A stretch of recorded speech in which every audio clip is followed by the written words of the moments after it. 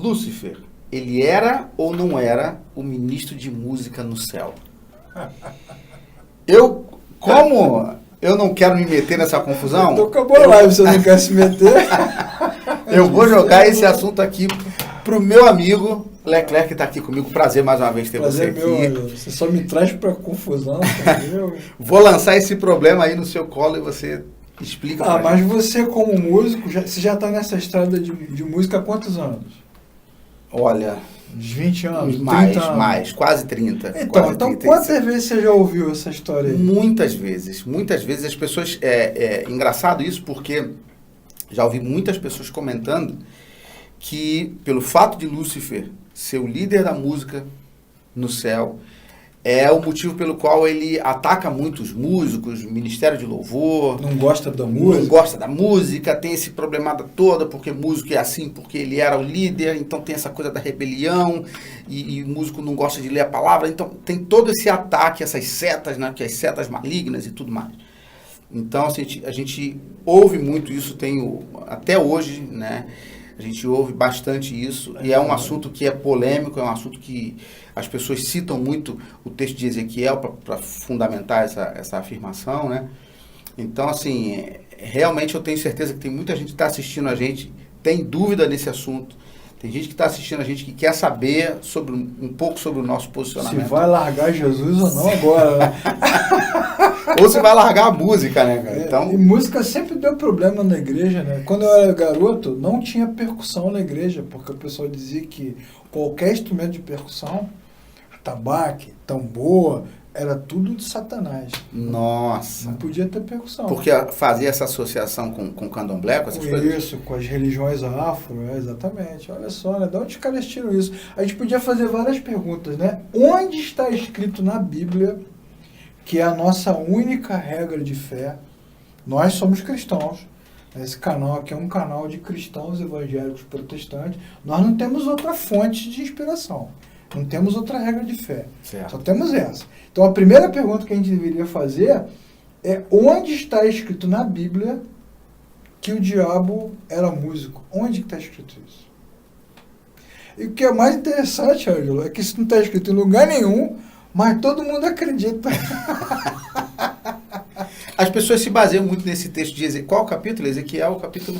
Então, as pessoas não se baseiam muito nesse texto, não. Esse texto é o texto que os caras usam para dar fundamento. Mas todo mundo acredita nisso, por quê? Principalmente pelo aspecto moralista do cristianismo no mundo e com grande ênfase na América Latina. Porque o que a gente aprendeu com o passar dos anos, né?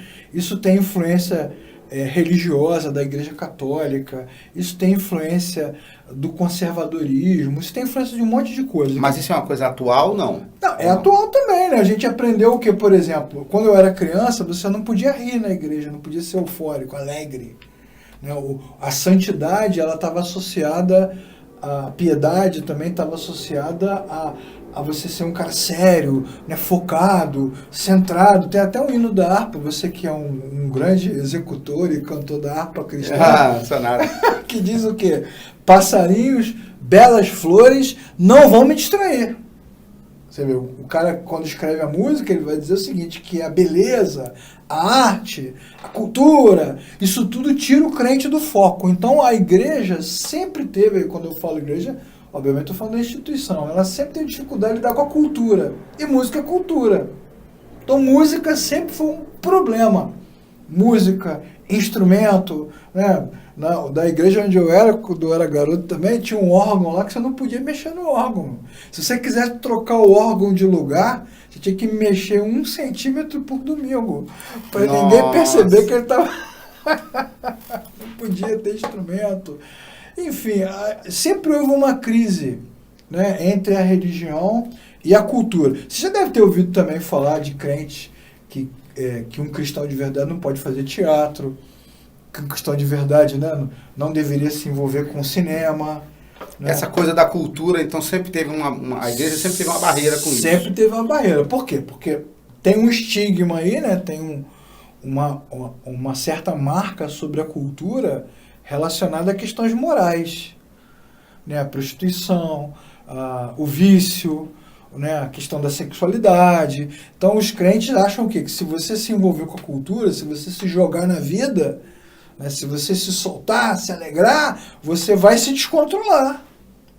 Então sempre houve um bloqueio. Obviamente hoje já tem isso já melhorou bastante, menor, né? já melhorou. Mas sempre houve um bloqueio da religião com a cultura. Tem um livro que eu recomendo para você ler, que está assistindo a gente, que depois virou um filme do Humberto Eco, que se chama O Nome da Rosa. É um clássico, né, da literatura, que é um filme também muito legal, que vai falar exatamente essa dificuldade da religião com a questão cultural, com alegria, com prazer, né? Tem um vídeo também que eu fiz no meu canal lá com o Luiz Pires, onde a gente fala sobre isso, a dificuldade que o cristão tem de lidar com o prazer. Não pode ter prazer. Prazer é coisa de gente que está dominada por Satanás. Uhum. Pronto. Beleza? Começa daí. Começa daí. Partindo daí, dessa ideia de que tudo que é cultura é ruim, né, os caras precisavam de alguma coisa. Precisam arrumar um fundamento. E não tem fundamento bíblico para esse troço. Então aí nasce uma coisa que a gente chama na hermenêutica e na exegese de alegoria, que é você pegar um texto bíblico e dar o significado que você quiser. Não está escrito lá, mas eu olho para ele e vou dizer, olha, isso aqui significa isso, aquilo ali significa aquilo. Você vai dando outros significados para o texto. Então os caras pegam o texto de Ezequiel, profeta Ezequiel, se eu não me engano, capítulo 28, que é uma profecia de Ezequiel ao rei Tiro, para o rei Tiro especificamente. E aí tem um monte de analogias ali que o profeta fala do Éden, fala da beleza, fala das pedras, vai falando... Ele andava sobre... Aí os caras vão dizer assim, é Satanás. Não diz isso no texto, não tem nenhuma interpretação paralela que fale daquele texto. Jesus não fala do texto. No Novo Testamento não há citação, não há nenhuma interpretação sobre esse texto. Porque Jesus poderia ter dito, né? Eu vi Satanás cair do céu. Inclusive, como disse o profeta Ezequiel, poderia ter dito, mas não disse.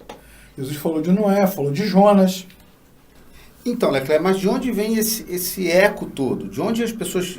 Como que as pessoas fundamentam isso com tanta certeza e faz com que esse assunto reverbere tanto? Porque certeza ninguém tem. Não, mas assim, eu digo que é um assunto que reverberou tanto, que chegou aos nossos dias com tanta força, e tanta gente propaga isso, mesmo sem ter certeza, muita gente propaga. A gente já falou num outro vídeo, né? Que quem está assistindo aí o seu canal vai assistir outros vídeos que a gente conversa, né? Certo. Que o Brasil é muito sincrético, né? Muito folclórico. Então, esse negócio de diabo que faz uma força danada. Faz sucesso. Você pode fazer uma reunião lá com a tua banda lá e falar, irmão, nós vamos fazer aqui uma reunião para cantar o amor de Jesus. Vai dar 100 pessoas, mas se você fizer uma live de batalha contra as forças do diabo, vai dar 1 milhão. A galera gosta desse negócio de maligno, né? Demônio. Está na nossa cultura. Inclusive, eu recomendo também um outro livro de um amigo meu, professor Jaziel Guerreiro, que é a Biografia do Diabo Brasileiro. Você deveria ler. Tem uma live no meu canal sobre esse livro, onde a gente fala dessa forma de Satanás que foi criada no Brasil especificamente por causa das influências culturais, por causa da Igreja Católica, por causa do folclore e por causa da Igreja Evangélica.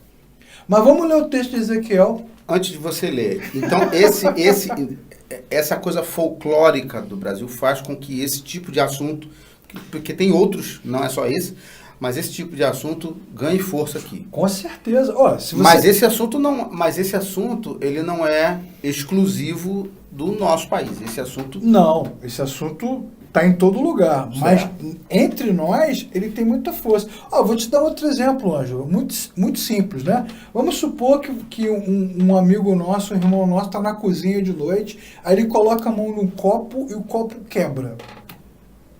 Opção A, ele vai dizer que foi estática. Opção B, ele vai dizer que foi Satanás. O que você acha? Depende, né, cara? Se você estiver pregando, você toca lá, né, com a sua banda, numa igreja, você é convidado, canta, e você começa a dizer para os irmãos, vocês estão passando dificuldade porque a vida é difícil. Realmente, né, estamos vivendo no momento da pandemia, questão econômica e tal, mas a gente pode perseverar. E se você mudar a pregação e disser, irmão, você tem que vencer o inimigo está com raiva de você, ele te odeia, qual você acha que é a pregação que vai reverberar mais? A segunda opção. Então, isso já está no nosso senso comum. Já está no senso comum. O cara pode estar passando o que for. Se alguém disser assim, é o inimigo, ele vai dizer, eu sabia. Se o cara disser que tem uma coisa enterrada no quintal dele, ele acredita. Se disser que tem alguma coisa que vem do tataravô, passou de geração em geração, ele acredita. Porque isso já está no nosso senso comum. A gente sempre acha que tem alguma coisa maligna. O pessoal leva isso para a política, né? Um lado é de Satanás, outro lado é de Deus.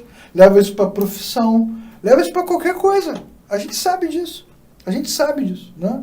Isso está na nossa cultura. Então, cara, se você disser que Satanás era músico e que os músicos têm essa dificuldade e a cultura contribui para que todos esses problemas se alastrem, o cara vai falar o quê? A cultura é maligna, é satânica. Realmente as pessoas levam para todos os aspectos da vida, né? As pessoas levam essa coisa. Leva. Né?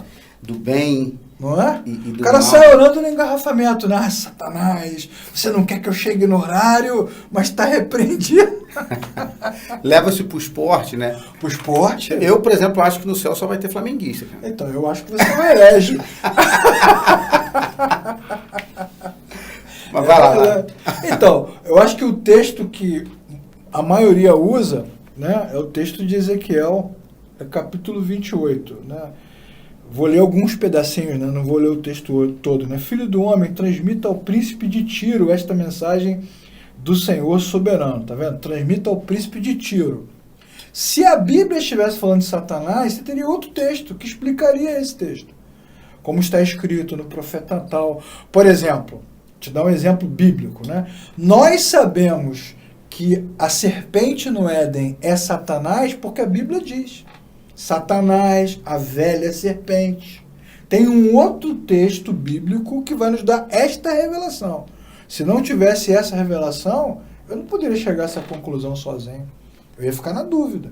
Porque a própria Bíblia, ela se explica, né? Ela se explica, e quando ela não explica é porque Deus não quer que a gente saiba. Não há interesse, entende? Tem um monte de texto aqui da gente na dúvida. Não tem como ficar... Não tem como ficar, não é esse o objetivo. Aí vale até aqui a dica, né? Que a mensagem bíblica é a mensagem da redenção. Tudo que diz respeito à redenção da queda, à salvação, está na Escritura. Mas nem tudo que a gente gostaria de saber está na Escritura. Nós não sabemos. Na verdade, nós nem sabemos o que o diabo é exatamente. Uma outra criatura. É uma outra criação de Deus. A gente nem sabe o que é isso exatamente. A gente só sabe o que a Bíblia vai nos dizer. Problemão que a gente tem histórico, né? É um problemão. Mas veja como o texto é interessante, né? A mensagem do Senhor soberano. Em seu grande orgulho, você diz, sou um Deus. Oh, cara, opa! Mas todos os grandes imperadores do passado... Sim. Se achavam deuses, né? Queriam estar. Exatamente. Com sua sabedoria acumulou grande riqueza, ouro e prata para os seus tesouros. Bom, isso não tem muito a ver, né? Suas riquezas te tornaram muito orgulhoso. Depois, o texto diz, trarei contra você um exército estrangeiro. Isso não tem nenhuma relação. Ele está falando para o rei de Tiro. Está falando para o rei, né? Então, filho do homem, né? Entoa este cântico fúnebre para o rei de Tiro. É uma lamentação. É uma ode. É um decreto de Deus que vai encerrar com a jornada de Tiro. Né? Você estava no Éden, o jardim de Deus. Suas roupas eram enfeitadas. Então, é a partir daqui que os caras começam o que a gente chama de alegoria. Eu o escolhi e ungi como querubim guardião. Você tinha acesso ao Monte Santo de Deus. Andava entre as pedras cintilantes. Tá? Era irrepreensível. Mas seu rico comércio o levou à violência. Aí, quando o cara faz a alegoria, ele tira uma parte. Ele pega um pedacinho. Pega um pedacinho, né? E fala, tá vendo? Deus está falando contigo, mas na verdade está falando com Satanás. Porque chamou ele de querubim, chamou ele de ungido. E falou que estava no Éden, né? Tem Pois mas os pastores, por exemplo, em Apocalipse, são chamados de anjos, né? Os líderes das igrejas de Apocalipse, no capítulo 3, por exemplo, são chamados de anjos, nem por isso eles eram anjos de Deus. Então, de fato, o que as pessoas fazem é o que a gente chama na interpretação de forçar o texto. Forçar o texto, demais, né? Esticar o texto, né? Você profanou os seus santuários, tá vendo? Então os caras vão falando, todos que conheciam estão horrorizados com o seu destino. Então os caras vão falando, né, algumas versões falam dos tambores, que ele tocava os tambores. Então os caras pegam o texto e associam a imagem do diabo à imagem da contemplação, da glorificação, da adoração e, por consequência, da música. Mas, puxa vida, você tem que forçar o texto aberto, né? Ou seja, para chegar a essa conclusão. Essa quantidade de problemas que existem na música e com os músicos dentro da igreja, se as pessoas querem usar o pretexto de que isso vem por conta do ódio de Satanás com a música e com os músicos, esse pretexto a gente não tem mais. A partir de agora, não a gente, tem mais. Pelo menos a Bíblia não dá base para isso, né? Isso. Para a gente achar que, nossa, coitado dos nossos músicos, estão sendo atacados porque Satanás... Né? Então, assim, os músicos, na verdade, já que você tocou nesse assunto, né, eles são mais visados porque eles estão em evidência, né? Provavelmente tem um monte de gente na igreja enfrentando problemas parecidos, mas você nem percebe. Mas o cara tá ali todo domingo, né, tocando toda semana, a uma hora você vê, outra hora você não vê. Então, é igual os líderes, igual os pastores, né? Você pode observar que todo filme que fala de arrebatamento no YouTube, o pastor nunca é arrebatado, já reparou? O pastor sempre fica para trás. Parece que todos os pastores estão errados. Todos estão pecando. Parece que tem um ódio, né? Os pastores ficaram... Mas, na verdade, os pastores estão em evidência. Então, o que eles fazem ou deixam de fazer, como os músicos, acaba tendo destaque. Mas, provavelmente, na comunidade tem um monte de gente enfrentando as mesmas dificuldades. Não é exclusividade do músico, nem do pastor, nem do obreiro, de forma nenhuma. Agora, tem uma resistência à cultura, né? Quem vive de música, e você sabe muito bem disso, vive também num dilema, né? Você vai tocar onde? Onde tem lugar para tocar?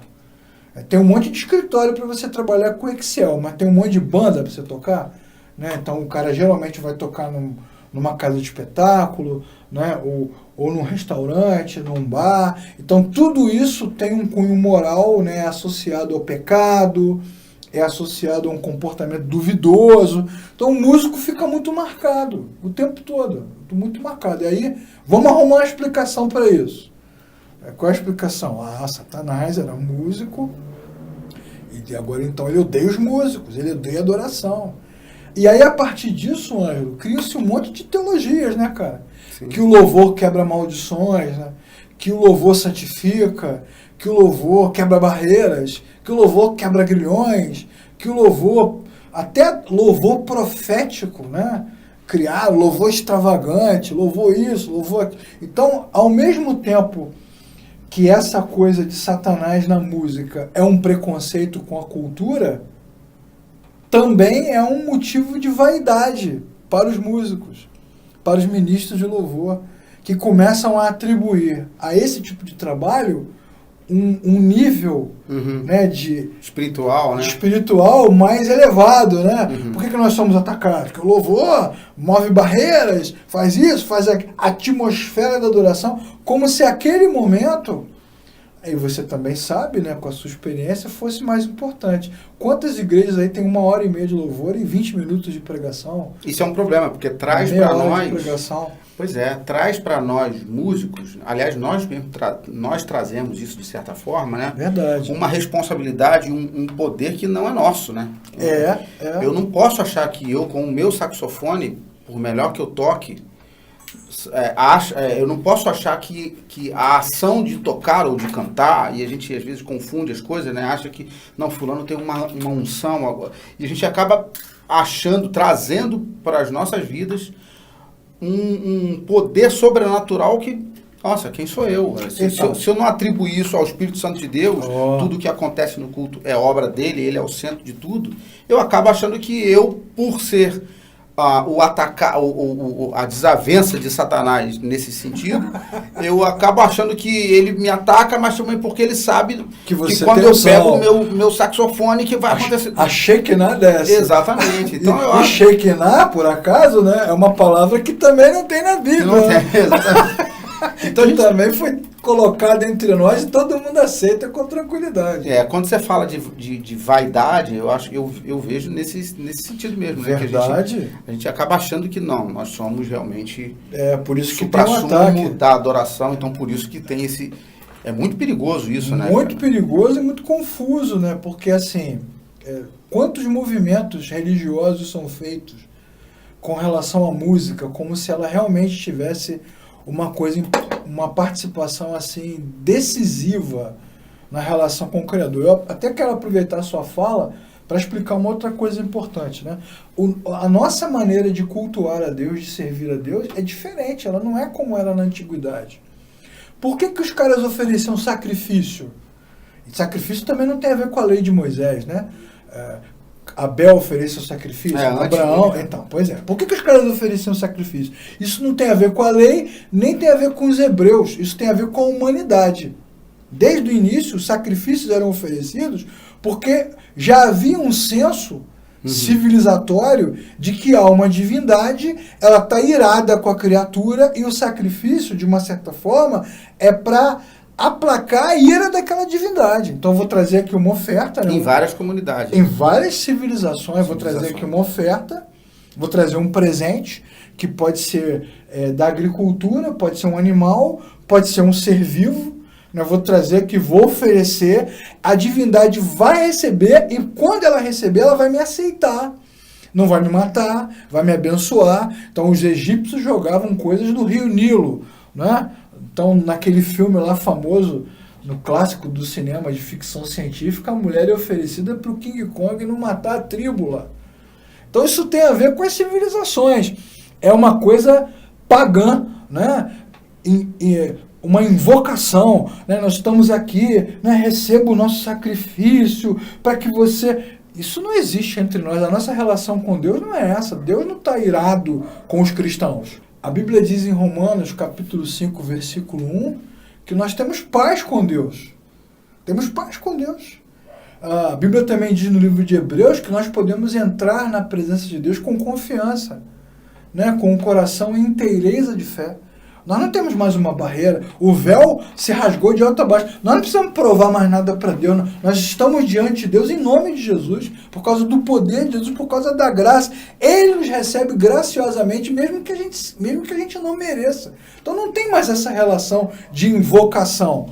Então olha que conceito equivocado de invocação que os músicos recebem culturalmente e muitos deles trazem para si quando eles começam a cantar, e aí tudo tem a ver com o chofar, né? Com aquela coisa da dança, todo mundo ali fazendo um movimento para que a divindade venha. Olha, isso está totalmente contrário, isso é até assim, uma heresia muito grave, é você anular a cruz, é você anular a graça, é você anular a escritura, é você invocar Deus. Nós te invocamos, venha Senhor, como se a música trouxesse Deus. O que é isso? É o flautista mágico atraindo os animais?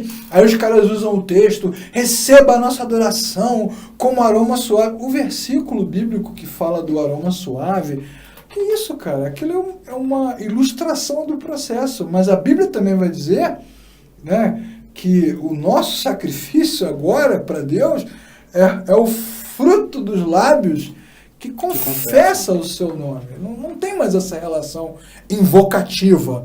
Né? Então o que o cara do louvor aprende? Que ele tem que estar com a vida certinha, né? Íntegra, correta, sem problema. Então o cara jejua, se prepara, muita gente sobe no púlpito descalço, né? Usa roupas claras e já entra falando com línguas estranhas. Então ele tem que se revestir de uma aura de glória, de poder. Cara, a própria igreja contribui para que essa maluquice persevere.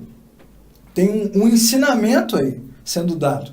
Tem um ensinamento sendo transmitido. Né? Não tem música na Bíblia também. É outra coisa que a gente pode aproveitar para falar. Os levitas, né, os famosos levitas, eram professores das Escrituras, eram tradutores. A missão deles era ensinar a palavra de Deus. Os salmos são poesias, são orações, são proclamações. Eu não estou dizendo com isso que a gente não possa usar a música. É, claro, a gente não tá... A gente está aqui, eu e você, a gente adora música. Claro, é bom pra caramba, músicos, né? Mas ela não é especial. Não é uma coisa que a gente não pode dar a ela um poder místico que não é dela e nem dos músicos, né? Nós somos servos inúteis, e a gente faz para como um instrumento, talvez, de adoração, mas que na minha concepção, se nós não tivermos com o nosso coração, como nós falamos até no outro vídeo, contrito e quebrantado diante da presença de Deus, vai ser só acorde, vai ser só melodia. Vai ser a pessoa está ouvindo e assistindo o vídeo, então não precisa mais de música. Que bobagem, a gente dá essa importância para a música. Não é isso que a gente está dizendo. A Bíblia manda você louvar ao Senhor de todas as formas. Tudo que tem fôlego, louve ao Senhor. Né? Louvai ao Senhor com instrumentos de corda. Louvai ao Senhor... então a Bíblia está mandando você louvar com tudo. Com palavras, com ações, com instrumentos. Não é isso que a gente está falando. O que a gente está dizendo é que essa ideia equivocada de que Satanás era músico e por isso ele ataca a música, também é resultado desse entendimento equivocado que a gente tem do papel da música no culto, no serviço ao Senhor. Porque você não precisa de música para adoração. Mas é ótimo quando você tem uma boa música na adoração. Né? Então é um conjunto de coisas. Agora imagina o cara que nunca estudou a Bíblia, não teve aula, não assistiu esse vídeo, não tem quem ensina, a liderança não ajuda. Então o que o cara acha? Que ele tem que se preparar, porque é assim que ele aprende, que ele vai ministrar domingo. Então essa semana ele não vai xingar, ele xinga o ano inteiro, essa semana ele não vai xingar. Ele briga com a família o ano inteiro, essa semana ele vai ficar uma seda. Né? Ele adora ver jogo do Flamengo, que é uma coisa maligna, mas essa semana ele não vai fazer isso. Essa parte eu vou cortar. Essa semana ele vai se preparar. Como se a preparação para o culto... Olha só que maluquice, tá vendo? Que preparação, cara. Se o publicano teve a sua oração ouvida e o fariseu não. Se o ladrão na cruz já foi para a vida eterna sem nunca ter participado de uma atividade religiosa. Que preparação é essa, cara? Mas o cara se prepara, ele é ensinado dessa forma, que ele tem que se preparar mentalmente. E já observou? É tudo moralismo, né? Não toca, não pegue, não faça, não pense, não vá, não se envolva. Só regra, né? Só norma. E é sempre uma autocompreensão de santidade. Não, essa semana eu tô santo. Essa semana eu tô até de branco. O cara não entendeu que a vida dele precisa ser um culto diário, né? Assim, a gente precisa conviver de forma muito natural com isso, né? Não existe um tempo específico. Assim, Quem não, pode agora... purificar-se a si mesmo. Exatamente. Então, Nunca. assim, eu acho que essa questão do culto, né? Dá sentido a esse entendimento de Satanás. Pois é, e a gente precisa entender que essa questão do culto, ela tem muito a ver, né? Essa questão da adoração, ela tem muito a ver com o ato de confessar.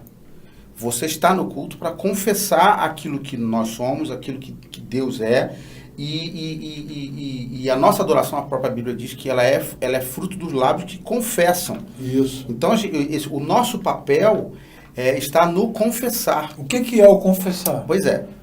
Senão a declaração externa daquilo que você entende, não é? Uhum. Eu sei quem eu sou, eu sei quem Jesus é. Eu sei o que ele fez na cruz. E eu sei o que efeito isso tem na minha vida. Nossa, se Jesus não me tivesse me encontrado, eu estava perdido. Então eu estou aqui hoje para oferecer um cântico de gratidão, porque eu sou grato.